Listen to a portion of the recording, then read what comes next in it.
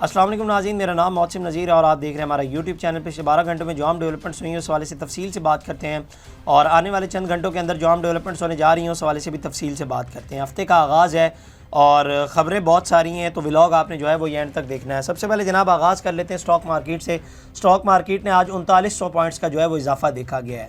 آپ جانتے ہیں کہ آج سے 1-2 ہفتے پہلے جو ہے وہ اسٹاک مارکیٹ میں کریکشن کا فیز چل رہا تھا، اور اس وقت ایک ہفتے کے اندر جو ہے وہ اسٹاک مارکیٹ 11000 پوائنٹس نیچے آئی تھی۔ تو اس وقت حکومت کے جو مخالفین تھے وہ یہ کہتے تھے کہ یہ بیلون میں ہوا سی بھری ہوئی تھی اور وہ اب نکل گئی ہے۔ تو میں نے اس وقت بھی کہا تھا کہ یہ کریکشن فیز چل رہا ہے، اور یہ ہر بار ہوتا ہے، کریکشن فیز آتا ہے اور اسٹاک مارکیٹ جو ہے وہ گرتی ہے۔ اور کچھ اسٹیٹ بینک کی جانب سے نئی مانیٹری پالیسی بھی آئی ہوئی تھی، اور جس طرح سے ایکسپیکٹ کیا جا رہا تھا کہ انٹرسٹ ریٹ جو ہے وہ سنگل فگر میں آئیں گے، اس طرح سے نہیں آئے، 13% پہ انٹرسٹ ریٹ آئے، تو اس وجہ سے بھی جو ہے وہ اسٹاک مارکیٹ نے اس طرح کا ریئیکشن دیا ہے۔ تو اب پھر جو ہے وہ اسٹاک مارکیٹ آئے دن ایک نیا ہائی لگا رہی ہے، اور آج تقریباً 3900 پوائنٹس کا جو ہے وہ اضافہ دیکھا گیا ہے اسٹاک مارکیٹ کے اندر۔ اور آپ جانتے ہیں کہ وفاقی وزیر خزانہ نے یہ بھی کہا ہے کہ اگلے سال کے آغاز میں جو ہے جو نئی اسٹیٹ بینک کی مانیٹری پالیسی آئے گی اس کے اندر انٹرسٹ ریٹ جو ہے وہ سنگل فگر کے اندر آ جائیں گے۔ تو یہ بڑی اچھی ڈیولپمنٹ ہے، اور آہستہ آہستہ جو ہے وہ معیشت کا پہیہ بہتر ہوتا جا رہا ہے، اور معیشت جو ہے وہ روانگی میں نظر آ رہی ہے۔ اس کے بعد جناب سیاست کے حوالے سے تھوڑی سی بات کر لیتے ہیں۔ آج توشہ خانہ 2 کیس کی سماعت ہوئی ہے، جس کے اندر بانی P T I Imran Khan کو بطور وزیر اعظم ملنے والے 100 سے زائد تحائف کی فہرست عدالت میں پیش کر دی گئی ہے۔ بانی P T I Imran Khan اور ان کے اہلیہ بشریٰ بی بی کے خلاف اڈیالہ جیل میں توشہ خانہ 2 کیس کی سماعت ہوئی۔ اسپیشل جج سینٹرل شاہ رخ ارجمند نے کیس کی سماعت کی۔ عمران خان اور بشریٰ بی بی کے روبرو پیش ہوئے۔ بیرسٹر گور سلمان اکرم راجہ اور فیصل چودھری بھی سماعت کے موقع پر عدالت میں موجود تھے۔ سماعت کے دوران کینٹ ڈویژن کے سیکشن آفیسر بن یامین کا بیان ریکارڈ کر لیا گیا۔ بشریٰ بی بی کے وکیل ارشد تبریز نے گواہ پر جزوی جرح کی جو آئندہ سماعت پر مکمل کی جائے گی، اس طرح آئندہ سماعت پر بانی پی ٹی آئی کے وکیل سلمان صفدر بھی گواہ پر جرح کریں گے۔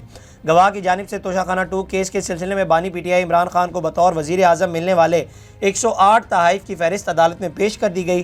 گواہ نے توشہ خانہ 2 تحائف کے ریکارڈ سے متعلق 2 رجسٹرار اور پرائیویٹ اپریزرز کا قانونی طریقہ کار بھی عدالت میں پیش کر دیا گیا۔ بعد ازاں عدالت نے سابق وزیر اعظم عمران خان اور ان کے اہلیہ بشریٰ بی بی کے خلاف توشہ خانہ 2 کیس کی سماعت 2 جنوری تک جو ہے وہ ملتوی کر دی ہے۔ اس کے بعد علیمہ خان صاحبہ جو عمران خان صاحب کی بہن ہے، وہ اڈیالہ جیل کے باہر میڈیا سے گفتگو کرتے ہوئے انہوں نے کہا کہ عمران خان نے کہا ہے کہ عدلیہ کا مذاق بنایا گیا ہے، میں ہر کیس لڑوں گا، جب کیسز لڑ رہا ہوں تو مجھے ڈیل کرنے کی کیا ضرورت ہے، اسٹیبلشمنٹ یا کسی ملک کے کہنے پر ڈیل نہیں کروں گا۔ عمران خان کا کہنا ہے کہ 9 مئی انہوں نے کیا جنہوں نے CCTV فوٹیجز چرائی ہیں۔ 9 مئی کی سازش پہلے سے کی گئی، جن لوگوں نے 9 مئی کے بعد پارٹی چھوڑی ان کے کیسز معاف کر دیے گئے۔ 26 نومبر کے لاتعداد لوگ مسنگ ہیں، لال مسجد کی طرح لاشیں دفنائی گئی۔ آپ ملک کی سرحدوں کی فکر کریں، 2 مطالبات ہیں، 9 مئی 26 نومبر پر جوڈیشل کمیشن بنایا جائے اور بے گناہ قیدیوں کو رہا کیا جائے۔ عمران خان نے کہا ہے کہ وہ بنی گالہ ہاؤس اریسٹ نہیں ہوں گے۔ توشہ خانہ 2 کیس بھی توشہ خانہ پہلے کیس جیسا ہی ہے، اور ساتھ ہی ساتھ انہوں نے کہا کہ جناب وہ ہاؤس اریسٹ بھی جو ہے وہ اب نہیں ہوں گے۔ تو عمران خان صاحب کہہ رہے ہیں کہ جناب وہ اب کسی قسم کی جو ہے وہ ڈیل نہیں کریں گے، اور چونکہ وہ اپنے کیسز لڑ رہے ہیں تو وہ یہیں سے جو ہے وہ رہائی حاصل کریں گے۔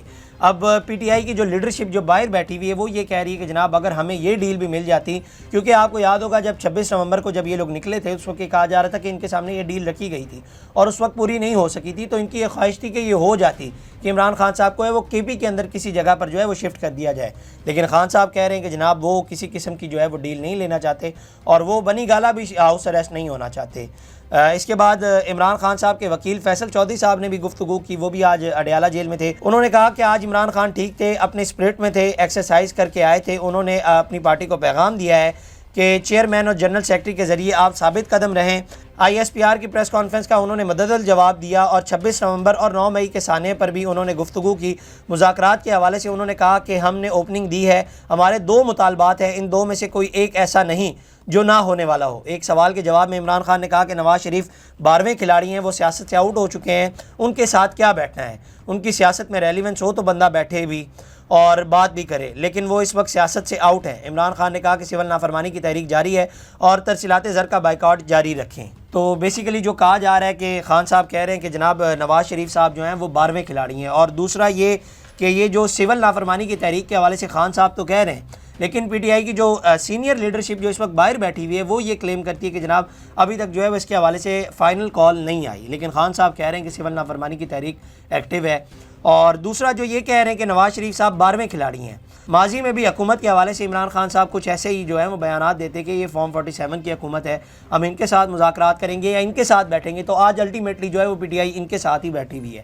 اور اب نواز شریف صاحب کے حوالے سے یہ کہا جا رہا ہے کہ وہ 12ویں کھلاڑی ہیں۔ ہو سکتا ہے آنے والے دنوں میں اگر آپ کو نواز شریف کے ساتھ ہی ڈیل کرنا پڑے تو پھر خیر عمران خان صاحب یو ٹرن پہلے بھی لیتے رہتے ہیں، تو اس میں کوئی بڑی بات نہیں ہے۔ اس کے بعد جناب زبیر علی خان صاحب سینئر جرنلسٹ ہیں، انہوں نے ایک ٹویٹ کیا، انہوں نے کہا کہ جناب عمران خان کی آئینی بینچ پر کڑی تنقید، ملٹری کورٹس کو سزا سنانے کی اجازت دے کر آئینی بینچ نے آئین کا مذاق بنایا، یہ بینچ قاضی فائز عیسیٰ پارٹ 2 ہے، عمران خان نے یہ کہا۔ تو بیسیکلی عمران خان نے جو ہے وہ پارٹ 2 کہہ دیا ہے جو اس وقت آئینی بینچ کے سربراہ ہے جسٹس امین الدین کو۔ اس کے بعد جناب اب تھوڑی سی بات تو یہ ہو گئی، اب آ جاتے ہیں تھوڑا سا اس کے اوپر جو پی ٹی آئی کے جو اس وقت وکیل ہیں وہ اس وقت کتنی فیسز لے رہے ہیں۔ شاہد اسلم صاحب ہیں، انہوں نے ایک ٹویٹ کیا ہے، انہوں نے آج کل پاکستان میں نہیں ہوتے باہر ہوتے ہیں، انہوں نے کہا ہے کہ سلمان اکرم راجہ صاحب، انہوں نے سلمان اکرم راجہ صاحب کو مخاطب کیا، انہوں نے کہا کہ آپ جنرل سیکرٹری پاکستان تحریک انصاف ہیں اور قانونی ٹیم کے سربراہ بھی، راجہ صاحب کچھ تفصیلات درکار تھیں، امید ہے کہ آپ شیئر کریں گے۔ میری معلومات کے مطابق پی ٹی آئی نے جن وکلاء کی خدمات حاصل کی ہیں، چاہے پارٹی کے اپنے یا باہر سے، انہیں پارٹی اور قیادت کے کیسز مختلف عدالتوں میں لڑنے کے لیے فیس کی مد میں 2022 سے اب تک تقریباً 1 ارب روپے سے زائد رقم ادا کی گئی ہے۔ کیا آپ بتانا پسند کریں گے کہ کن کن وکلاء کو کتنی کتنی فیسز ادا کی گئی ہیں اور کس کس کیس کے لیے؟ یہ بھی پلیز بتا دیں، اور خود آپ نے کتنی فیس پی ٹی آئی کے کیسز کی مد میں اب تک وصول کی ہیں؟ شکریہ۔ اب 1 ارب روپے جو ہے وہ شاہد اسلم صاحب نے کہا ہے کہ 2022 سے اب تک جو پی ٹی آئی کے جو وکلاء ہیں، مختلف جو وکیل ہیں، انہوں نے 1 ارب روپے جو ہے وہ فیسز لی ہیں۔ تو 1 ارب روپے ایک بہت بڑی رقم ہے، اور یہ انہوں نے کہا۔ اس کے بعد شبیر ڈار صاحب نے بھی کچھ ایسا ہی ملتا جلتا ٹویٹ کیا، انہوں نے کہا کہ جناب میری معلومات کے مطابق 1 ارب نہیں، کل رقم 40 کروڑ کے آس پاس ہے، جس میں سے جیل ٹرائل کے لیے مختصر 4 رکنی وکلاء ٹیم کے سربراہ 16 کروڑ وصول کر چکے ہیں۔ سلمان اکرم راجہ اور سینیٹر علی ظفر نے کوئی فیس وصول نہیں کی، جبکہ لاہور کے ایک وکیل اسمبلی کے 2 ٹکٹ اور 5 کروڑ وصول کر چکے ہیں۔ اب میں ذہن لڑا رہا تھا کہ لاہور کا ایسا کون سا وکیل ہے جس کو اسمبلی کے 2 ٹکٹ اور 5 کروڑ روپیہ بھی دیا ہوگا؟ تو اس وقت اگر سینئر ترین وکلاء کی بات کی جائے لاہور کے اندر تو وہ لطیف کوسہ صاحب ہی ہیں۔ میں ویسے ازیوم کر رہا ہوں، ہو سکتا ہے کوئی اور بھی ہو، لیکن اس وقت اگر اسمبلی کی 2 ٹکٹس کی حوالے سے بات کی جائے تو اس وقت وہ جو ہے لطیف کوسہ صاحب کے پاس ہی ہیں۔ اس کے بعد سلمان اکرم راجہ صاحب نے شاہد اسلم صاحب کو ری ٹویٹ کرتے ہوئے ان کا جواب دیا، انہوں نے کہا کہ جناب خواجہ حارث جو فوجی عدالتوں کے مقدمے ہمارے خلاف لڑ رہے ہیں، اور سلمان صفدر صاحب جو فوجداری مقدمات میں ہمارے سینئر وکیل ہیں، سیاسی وابستگی نہیں رکھتے اس لیے فیسز لی ہیں۔ ارب نہیں، میں نے پی ٹی آئی خان صاحب کے کسی مقدمے میں کوئی فیس خرچہ نہیں لیا، دیگر مرکزی وکلاء نے بھی نہیں لی۔ تو انہوں نے بیسیکلی کہا ہے کہ میں نے خود نہیں لیا، اور انہوں نے ارب تو نہیں، انہوں نے کوئی فگر نہیں بتائی کہ کتنی فگر جو ہے وہ ان کو دی گئی ہے۔ اس کے بعد ابو ذر سلمان نیازی صاحب، یہ بھی پی ٹی آئی کے وکیل ہیں، انہوں نے بھی ایک ٹویٹ کیا، انہوں نے کہا کہ جناب after losing on every front, now they have decided to target legal team. Absolutely lie propaganda. Only 1 or 2 professional lawyers having no affiliations with PTI have been paid fee that too far below than what you have contend.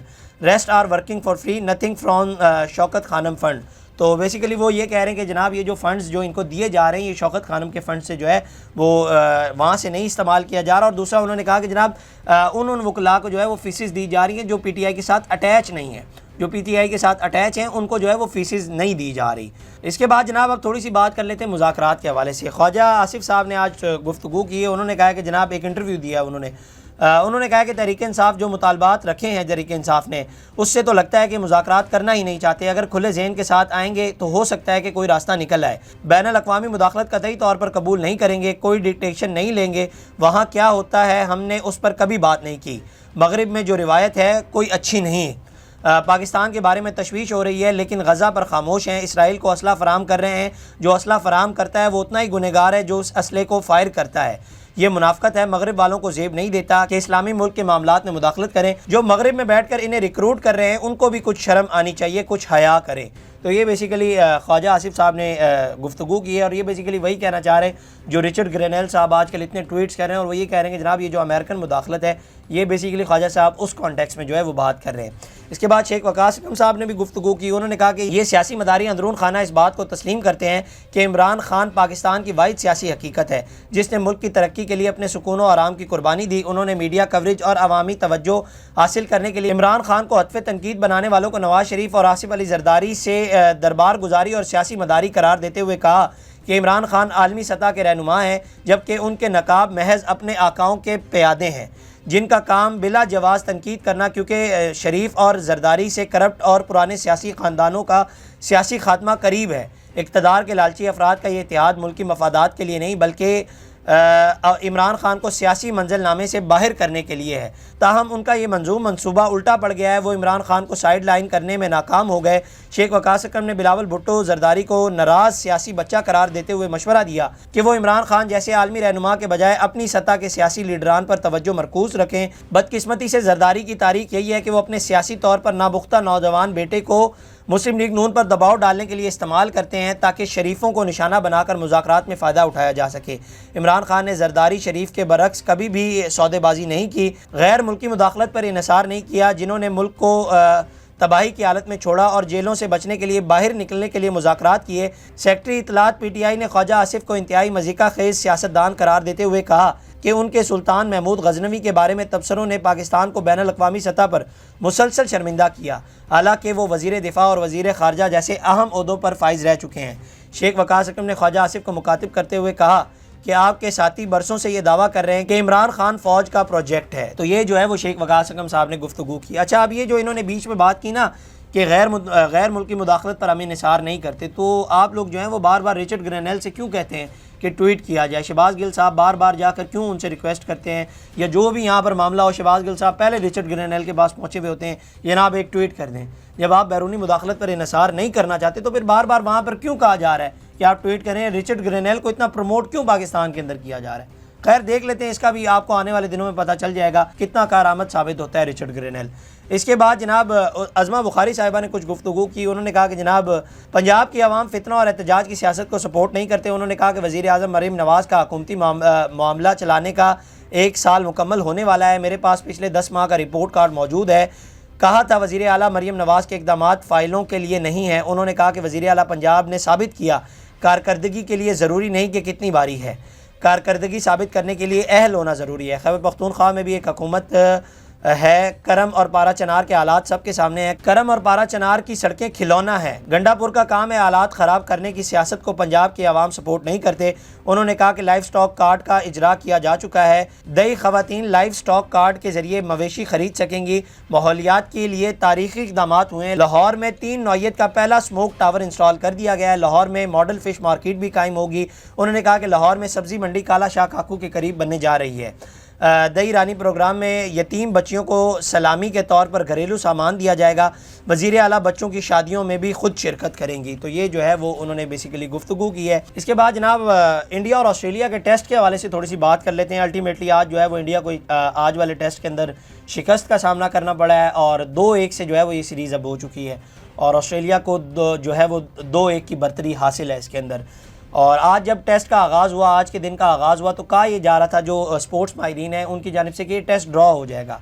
تو اس کے بعد ultimately اچانک ہی جو ہے وہ India کی وکٹیں گرنا شروع ہو گئی اور انڈیا الٹیمیٹلی یہ ٹیسٹ ہار گیا، اور اس کے بعد جو ہے وہ انڈیا کو اس ٹیسٹ میں شکست کا سامنا کرنا پڑا۔ نہ تو روہت شرما چل سکے اور نہ ہی کوہلی چل سکے۔ کوہلی کے حوالے سے بلکہ پچھلی 12 اننگز میں ایک ہی شاٹ کے اوپر جو ہے وہ کوہلی آؤٹ ہوئے ہیں۔ اب جو سپورٹس کے ماہرین ہیں وہ یہ کہتے ہیں، اور کچھ جو ہے وہ ان کے اوپر تنقید بھی کی جا رہی ہے کہ ان کو جو ہے وہ اب ریٹائرمنٹ لے لینی چاہیے، ان کی اب جو ہے وہ عمر ہو چکی ہے۔ اور دوسرا جیسوال کا جو آؤٹ ہوا ہے اس کے اوپر بڑی کنٹروورسی سامنے آئی۔ وہ بیسیکلی مسئلہ یہ تھا کہ امپائر نے جو ہے وہ آؤٹ نہیں دیا، لیکن جب اس کو ریویو لیا گیا تھرڈ امپائر نے جو ہے اس کو آؤٹ دے دیا۔ اچھا، سنیکو میٹر کے اندر جو ہے وہ ایج کا ساؤنڈ نہیں آ رہا تھا، لیکن جب اس کو بال ٹریکنگ کے اوپر چیک کیا گیا تو اس کے اوپر جو ہے وہ آؤٹ دے دیا گیا۔ اب اس کی ایک بہت بڑی وجہ یہ بھی ہو سکتی ہے کہ سنیکو میٹر کیونکہ شاٹ جو ہے وہ ہائٹ کے اوپر تھا، بال جو ہے وہ بہت زیادہ ہائٹ کے اوپر تھی اور جو مائک ہوتا ہے اسنیکومیٹر کا وہ وکٹس کے اوپر لگا ہوا تھا، تو اس وجہ سے جو ہے وہ ساؤنڈ کیپچر شاید نہ ہو سکا ہو. تو اس کے اوپر انڈیا والوں نے جناب واویلا بچا دیا کہ جناب جیسوال آؤٹ نہ ہوتا تو شاید ہم ٹیسٹ میچ جیت جاتے. تو انڈیا میں جو ہے وہ آج صف ماتم بچھا ہوا ہے کہ وہ ٹیسٹ میچ جو ہے وہ ہار گئے ہیں. تو اب اگلا ٹیسٹ جو ہے وہ جمعے کو ہوگا اور دیکھتے ہیں کہ کیا انڈیا اس سیریز کو بچا سکتی ہے یا نہیں. آگے چل کے آپ کو مزید بتائیں گے. اب تک کے لیے اتنے، اپنے میزبان کو دیجیے اجازت. اللہ نگہبان. اس طرح کی اور ویڈیوز دیکھنے کے لیے سبسکرائب کیجیے ہمارا چینل اور دیکھتے رہیے PSPKG نیوز.